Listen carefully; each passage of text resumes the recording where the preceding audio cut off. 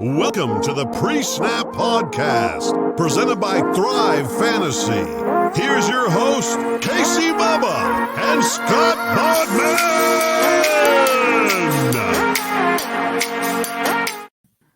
And welcome back, everybody, to another episode of the Pre-Snap Podcast, previewing your weekly main slate DFS action. We've already got your recap in the books. We got your picks and bets in the books.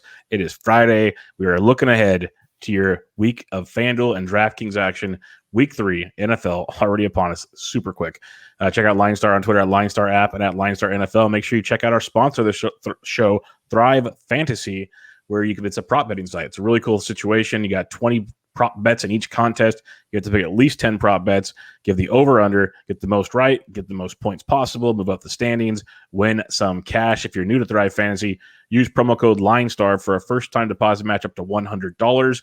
And extra special thanks to LineStar, 2 free months of premium action. And if you become a premium member, you might win $1 million like a special premium member did last week in FanDuel. So that was awesome as well. Check myself out on Twitter at BDentric. Check out my co-host, as always, on Twitter at Bogman Sports. Scott Bogman, how we doing, man? We're doing good, man. I'm excited to talk about this slate. A lot of weird games happening last week as far as, I think if you close your eyes and see how the game's going to go, sometimes it doesn't go that way, right? I mean, specifically some of these Thursday night games with this high scores. So I can't imagine that the Thursday night game is going to be that high, but I'm excited to break some of this down here.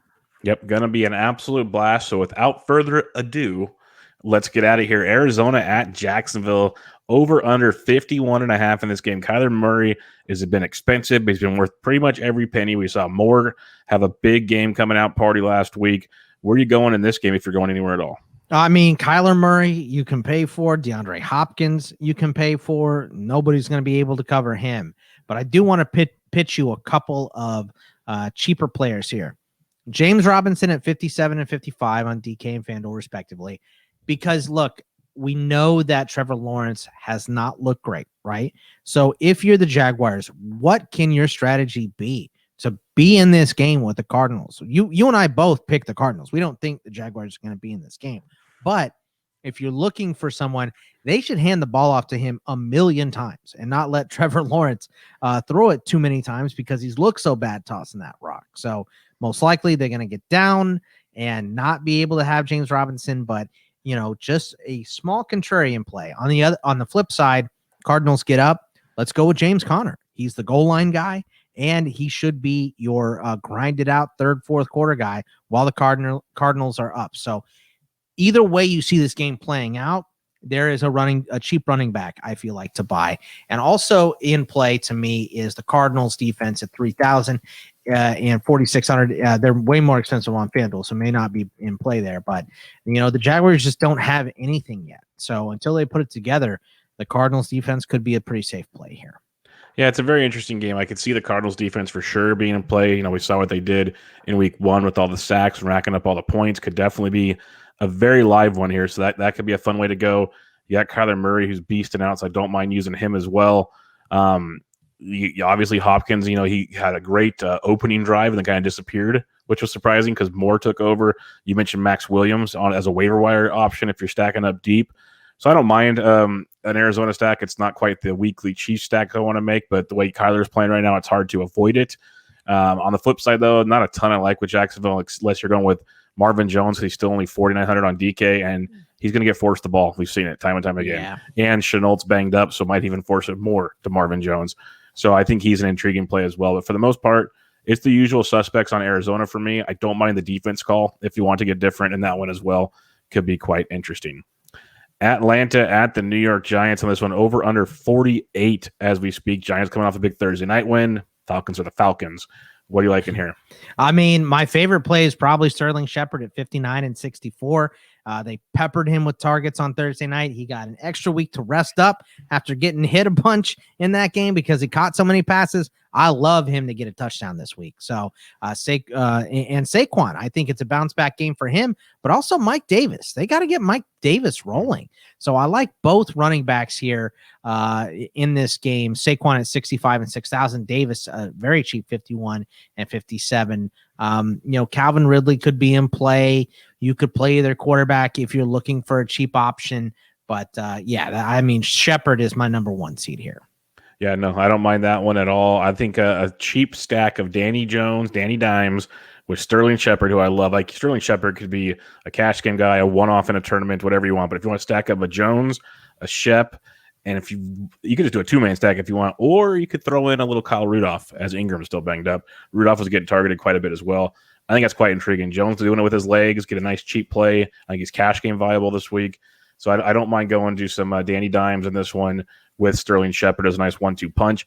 I like the Davis call, especially we think there's offense in this game. Davis did, I think, 7 targets last week, so they might not be handing him the ball off because of stupid Cordero Patterson, but you still have Mike Davis getting his, so that's good to see. And Ridley's a beast, but I'm pretty much focusing on the Giant side of this one. I think if you do want to bring it back, everyone's going to look at Ridley. I think Kyle Pitts is real close to a breakout game. The Giants have been getting beat up by the tight end the first 2 weeks, so a Kyle Pitts week might be coming sooner than later. All right, the Baltimore Ravens at the Detroit Lions. We have an over-under of 50 in this game. Ravens coming off a big Sunday night dub.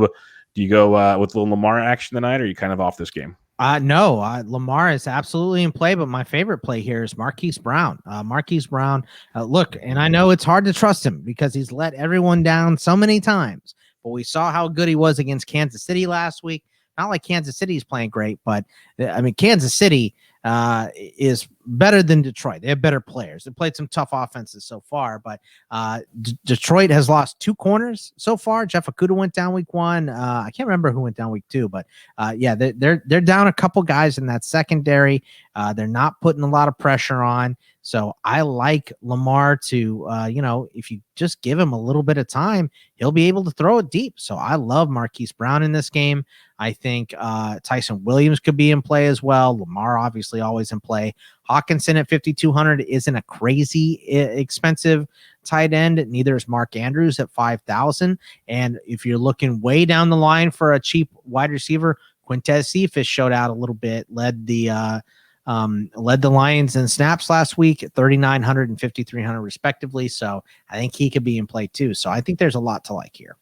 I do like the Cephas call, especially if you're looking for kind of a discounted, sneakier play. 39 on DK, 53 on FanDuel. If they're going to keep up at all in this game, you'd imagine he's definitely going to get some attention, to say the least. So I like that call quite a bit. And then I love the Marquise Brown call for the fact he's still only 56 on DK, 66 on FanDuel is not bad either. And you mentioned everyone feels like they've gotten burned with him, but if you go back to like the last 5 or 6 weeks of last season, going into this season, he's been an absolute monster. He's been very, very good. He seems like he's getting 5+ catches for the most part each week, at least getting targeted 6, 7, 8 times every game. Lamar's got that rapport, continuing to build with him. So I think that's a very good play. I'm not sure I'm all in on a stack in this game, but I like Marquise Brown as a nice one-off potential. I like the Cephas call if you're getting really frisky out there. So you can have some fun for sure. I think most people are going to look at the Ravens. I do think this Detroit offense is good enough to keep it interesting. Last thing I'll mention, I mentioned on the bet show, DeAndre Swift is supposed to be getting more involved this week. That's what they've talked about. Believe coach speak as you wish. Who knows? But we've seen it week after week now. He looks pretty darn healthy to me. So he's still only 58 on DK. If Detroit is playing from behind them, which they pretty much are every week, he's a massive force in that passing game. So I think Swift is a good value in tournaments, especially on DK where you get the PPR points at $5,800. Chicago at Cleveland. A lot of fun one here. You got Justin Fields making his debut because Andy Dalton's out. Baker Mayfield doing Baker Mayfield things. What do you like for this game? I mean, I don't like a ton here because I, respect both of these defenses. I guess if you want to go with Justin Fields as a contrarian play, or just get a cheap quarterback in there because he's 5,200. I think that could be a decent play. Obviously, you're hoping he does a lot with his legs. If you want to go, anytime you want to play Nick Chubb, I'm okay with it. I get it. Maybe, I just kind of like dart throws in this game. OBJ coming back, they said he's fully healthy and he's 5,300. He's below the poverty line. When you start on DraftKings, your average price of player, I believe, is about $5,500. So he's cheaper than that. So he is, saving you money somewhere. I think Austin Hooper could be in play at 3,600 because they're down so many wideouts. I don't really want to mess with Bears wideouts until we figure out what's going on with Fields. But yeah, so there's not a lot to love here. Fields as an ultimate contrarian. Anytime you want to play Chubb OBJ and Hooper. Other than that, I'm not real interested. Yeah, I'm not too much into this game either. I think, like you said, Chubb, he's always viable in pretty much any game. And I don't mind him this week. OBJ is going to be that wild card play. If you do want a Bears receiver, though, I do like Darnell Mooney. He's got a good rapport with Justin Fields in the short time we've seen him. I think there's also been conversation in the preseason that they kind of had a nice thing going as well. He's only 43 on DK, 56 on FanDuel. Could give you some nice savings if you need to, but overall, kind of passing on this game. There's a lot better spots, I think, to go take some chances on this slate. Cincinnati at Pittsburgh in this one. The over-under is 43.5. It's Pittsburgh off a tough loss. Cincinnati's, struggling right now. So what do you like in this one? I like some Cincinnati wideouts here because the Steelers secondary is banged up. Even if Hayden plays, he's not 100%. You got some young guys in Pierre and Sutton on the other side. Fitzpatrick hasn't been playing his best football so far. So I liked picking out of, Higgins, Chase, or Boyd. Give me the cheapest one. That's Boyd on both sites at 47 and 56. But I think they're all in play. Also, if you want to throw in, if Deontay doesn't play, James Washington could be a cheap option at 4,000, specifically if his old college roommate, Mason Rudolph, plays. They have a good connection there, but I'm not interested in much else outside of Cincinnati wideouts because I don't know if Ben's going to play. So I don't want to go to Steelers wideouts either. Yeah, it's true. It's an interesting game because Burrow is cheap. He's been effective, not like the big game yet. But all the receivers are in play, like you said, Higgins, Chase, and Boyd. Higgins has been the go-to guy. I think he's the one I'm most comfortable using on a regular basis, say in cash, where Chase and Boyd have those like tournament upsides to you. So I like all of them. If you want to go Higgins, you can, because you mentioned that Pittsburgh secondary is beat up right now. So I don't mind going there. Overall, though, it feels like kind of a back-and-forth slobber knocker kind of AFC North type football game. So I'm not sure how much I want to invest in this one as well. And I like Burrow way more if Watt is ruled out. I mean, if he can be standing up, that's a big plus. Yes, very much so. This could be a lot more fun though. Indianapolis at Tennessee. Well, could be, maybe not. Over under 48 in this one. Tennessee looked much better last time. Indianapolis might be with Carson Wentz and 2 sprained ankles, or Jacob Eason. What are you seeing in this game that like? No Colts. I don't want Jacob Eason or a banged up Carson Wentz. So let's go to Tennessee. Tannehill is in play. Derrick Henry, anytime you want to play him, is fine. I like Julio at 6,500. His price hasn't, soared after his big performance last week. So I think that's what I like here. And then look, if Carson Wentz is ruled out, $2,400 for the Tennessee defense, it could be pretty solid against Jacob Eason and company. Yeah, Tennessee defense could be intriguing. I like a little Tanny to Brown and Julio. Brown had a down week, so I'm just going to lower his ownership. People are going to go to Julio for obviously good reasons. Don't mind that. Obviously, Henry is always a monster, but I think a little passing game action could be fun. The one Colt I do like, especially if Eason's in there, but regardless, I think he's good on both sides of this. I think they're going to be trying to keep up with Tennessee. I think Nyheim Hines at 46 on DK and 52 on FanDuel could be a nice little kind of shot in the dark running back situation there, because especially with Eason, he's going to dump stuff off a lot, I have a feeling. So keep an eye on Nyheim Hines in that passing game. He could rack up 5-6 catches pretty easily in this game. Los Angeles Chargers at the Kansas City Chiefs. This is going to be a big one. Over under 55 in this one, or 54.5, depending on where you're looking. For me, obviously the usual Chiefs stack, but there's a lot to like, Bogman. What about you? Yeah, I mean, look, the Chiefs ranked dead last in defense. So Justin Herbert in play at 6,500. Austin Eckler, Keenan Allen, Mike Williams has been pretty good. Jared Cook at 3,900 isn't a bad option as well. And of course, whatever Chiefs you want, I'm hoping they give the ball back to Clyde Edwards-Helaire, but I don't know if I'm confident enough in it to buy him, even though he's a nice cheap 4,800. I mean, that price is tantalizing. It's intriguing and tantalizing. So it's tantalizing. I guess I just made up a word. But yeah, so I both sides, anytime you want to pay up for Tyreek is fine. But yeah, I mean, the Herbert, Keenan Allen, Jared Cook, Eckler stack could play out pretty well for you. Yeah, this is a fun one. Like the Mahomes to Kelsey, Hill coming off a down week. I think it's a great go back spot. Like, don't worry about that. So the usual big three always in play. But if you want to be different, McKill Hardman, as you mentioned, 39 on DK, 54 on FanDuel. He led the team in targets last week, not named Travis Kelsey. So I think that's something to look forward to. I think that'll happen a lot more often than people think. So that's a good value also. Or like I did week 1 with the Browns, you can make the Brown stack and bring it back with a Kelsey or a Hardman or something. I got no problem with a Herbert and a Williams and a Keenan Allen. No problem with that at all. So I think it's a big game to target, one of the big like 3 or 4 games to really circle on this slate and get some serious exposure to. Miami at the Las Vegas Raiders. This is a crappy football game because Tua's out. Raiders about to go to 3-0. I'm not going to play a whole lot in this game. Look, if you want to play Darren Waller at 7,400, he's always in play, right? I kind of like Brian Edwards. He led the Raiders wide receivers in snaps last week, got some looks as well, and he's super cheap at 3,800. But I'm with you. Outside of that, I'm not going with Jacoby Brissett and anything from Miami. Derek Carr is intriguing at 5,900, but if it is Brissett, how much are they actually going to need Carr to do?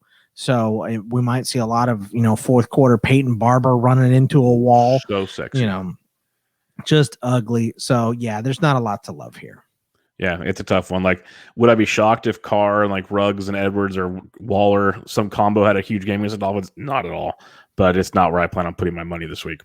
New Orleans at New England in this one. We have another fun one on tap here. Over-under is only 42. Yeah, this is a tough one to enjoy.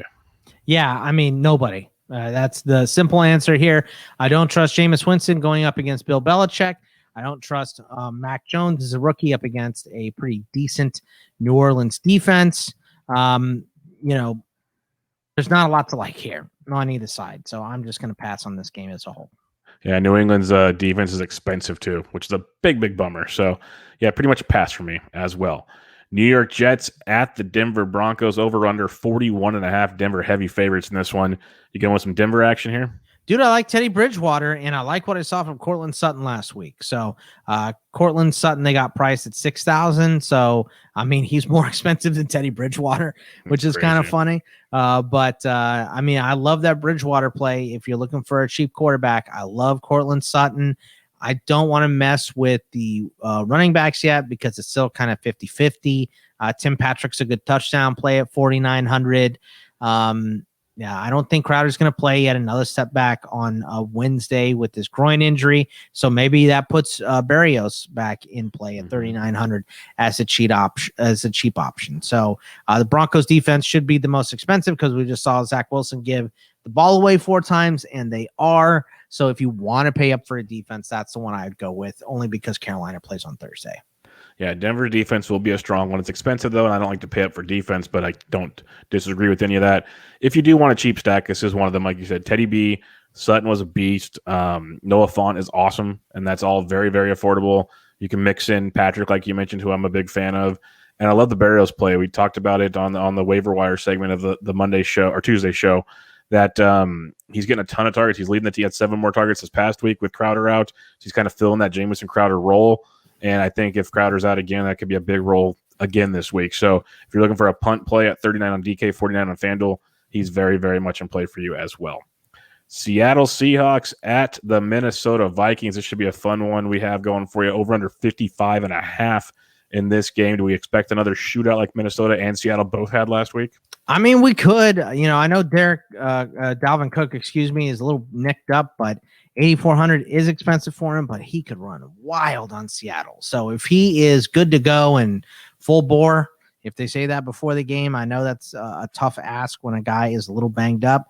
I really, really like Dalvin Cook against the Seattle front. We just saw Derrick Henry put up 1,000,000 yards on them. So I think the same logic is going to apply in that game. Whenever you want to play a Lockett or a Metcalf, I understand that. I think I would rather go with Lockett over Metcalf. Patrick Peterson actually did a decent job last week. Rashad Breeland did not. So Lockett at 7,400 could definitely be in play. Thielen could find the end zone. I think there's a decent amount to like in this game. Yeah, I'm with you. Obviously, if Cook's out, Madison becomes a very, very exciting play at his price tag of $6K and 52. But I think a Kirk Cousins to Thielen and Jefferson, it's a very affordable stack. It's kind of a mid-priced stack. If you want to go KJ Osborne, who's been a beast 2 weeks in a row now with Irv Smith out, he's a nice cheap play at 35 and 51. So I don't mind any of those situations. I'm a Tyler Lockett guy over Metcalf as well. So I like going that direction. But I do expect a lot of points in this game. Russ is always in play, but if you can save a little money, go to Cousins and differentiate, I have no problem with that as well.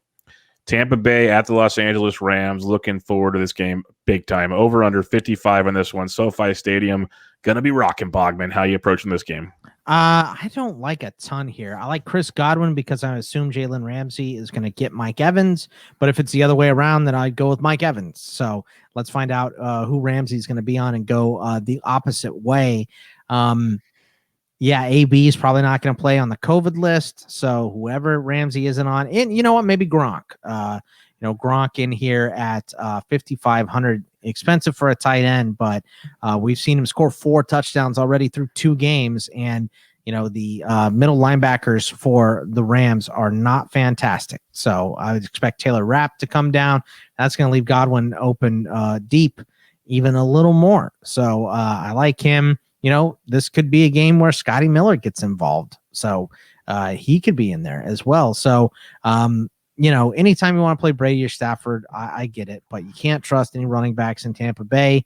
I don't want to run Sony Michel into the teeth of the Bucs defense. So Cooper Kupp always in play at 6,800. Other than that, I think that's about it. So Godwin and Gronk are my 2 favorites here. Yeah, we know Tampa Bay doesn't want to run the football. Darrell Henderson's beat up. I don't think they'll be able to use Sony Michel in the same facet to keep up with Tampa Bay. So I think we get a shootout here. I think Tom Brady at 68 or Stafford at 64 is very much in play. I go Brady just because we have a very good feeling they're not going to run the ball a ton in that offense. So give me Brady. I like the Godwin call. I think you can mix it up with some Gronk as well. On the Rams side of things, Kupp is still too cheap at 68 on DK. 79 on FanDuel is a little better, but 68 on DK is too cheap. Bobby Trees has been getting disrespected. I think this could be a nice little bounce back spot at 57 and 61. Or Van Jefferson's been getting targeted a ton if you want to be really, really unique. But Kupp's the guy. Just keep going to Kupp and see where it goes from there. But this should be a very, very exciting game. I expect a lot of points in this one. Last game on this 13-game slate, the Washington football team. Sorry, almost did it, kind of did it, half did it. Dum-dum. How dare you? Yes, but we have Washington football team at the Buffalo Bills on this one. Over under 45.5. Do we get Taylor Heineke for cheap and use him, or what do you want to do here? I mean, Heineke's okay, but I'd rather go. If I'm going cheap quarterback, give me Teddy. Give me Teddy Bridgewater. So I like Tim McLaurin at 6,900, decent price here. Outside of that, there's not a ton to love here. The running back situation is still screwy in Buffalo. Josh Allen, probably just not worth it against Washington this week. Anytime you want to pay for Diggs, I'm fine. But Terry McLaurin at 6,900 is probably my favorite one here. Yeah, I like the T-Mac call or the F1 call or whatever you want to call him call. Anything but Scary Terry. Yeah, I like that one quite a bit. And then Emmanuel Sanders, 42 and 52 is his target share keeps going up. So I think he's an intriguing option, to say the least, as a cheap play to see if he can find the end zone and have some fun against Washington, who we saw get passed on and moved on quite a bit with the Giants. And he could maybe play that Sterling Shepard role potentially if that comes into play. So I think that's an interesting play with Emmanuel Sanders. But as a whole, not super in love with this game as well. Recapping things, Bogman, where are you stacking things up this week? I think you could stack Ravens against Detroit. Detroit's just a bad defense. Either side of Atlanta and the Giants, because that game should go over. You can stack Tennessee a little bit against the Colts and Arizona against Jacksonville, and either side of the Chargers and Chiefs. Yeah, Chargers, Chiefs, Tampa Bay, Rams, both those ones are big. I kind of like some Tennessee action. That Seattle-Minnesota game has my attention a bunch too, especially the Minnesota side in that one. And if we want to be a little different, you mentioned the Teddy Beast potential. I think the New York Giants could be a fun one against Atlanta and that defense that does not exist. So that could be a cheap one to open up so many other things like Pandora's box. But I just don't know if they have enough to keep up with the Tampa Bays and the big boys on the slate to make you win all the money, like the $1 million winner we had this past week on FanDuel. Nice LineStar. Remember, make sure you check out LineStar on Twitter at LineStar app and at LineStar NFL, because besides tweeting out great content and the great app and all that great stuff, they tweet out the touchdown calls of the week, Bogman. Touchdown calls of the week. I'm just going to say it. you might be the home run guy, but I'm 2 for 2 on touchdowns with Chubb That's and true. Cook so far. So just going to throw that one out there. But Ryan Humphreys, myself, and Bogman give out our touchdowns each week. They tweet them out, and if you retweet them, 3 lucky people get paired with each one of us, and you'll win some free swag. So, Bogman, who is your touchdown call for week 3? I'm pushing my chips all the way in. Saquon Barkley gets on the board this week against the Atlanta Falcons. Book it. Interesting. Saquon Barkley. I like that one. That's interesting. I can get behind that. I see where your head's at on that one. For me, I'm trying to decide if I want to go back to running back or wide receiver because there's so many fun options, but running backs have been garbage so far this season. But you went Barkley, so I respect that. I'm gonna go to one of the big games. I'm gonna go to Tampa Bay and the Rams. Give me Gronk time. He's going to find it again. They're going to find his red zone 101. Rob Gronkowski finds the end zone. You got Saquon Barkley. We'll see who Ryan Humphreys comes up with. But 13 games on your week 3 action. Remember, check out Thrive Fantasy, proud sponsor of the show. Go download the app. Check that out at thrivefantasy.com. Prop betting stuff. 20 prop bets in there. Pick 10. Take the over-under. Get the most right. Get the most points. And you'll win some sweet cash. When you create your account, make sure you use promo code LineStar to get your first-time deposit match up to $100 and 2 free months of LineStar Premium. But that'll do it, folks. Good luck with your Week 3 action. We'll be back to you guys on Tuesday with the Week 3 recap. Check out Bogman on Twitter at Bogman Sports. I'm at PD Intric. Catch you all later. See ya. Thanks for listening to Pre-Snap Podcast, presented by Thrive Fantasy. Please like, comment, subscribe, and rate for good karma in your fantasy football games.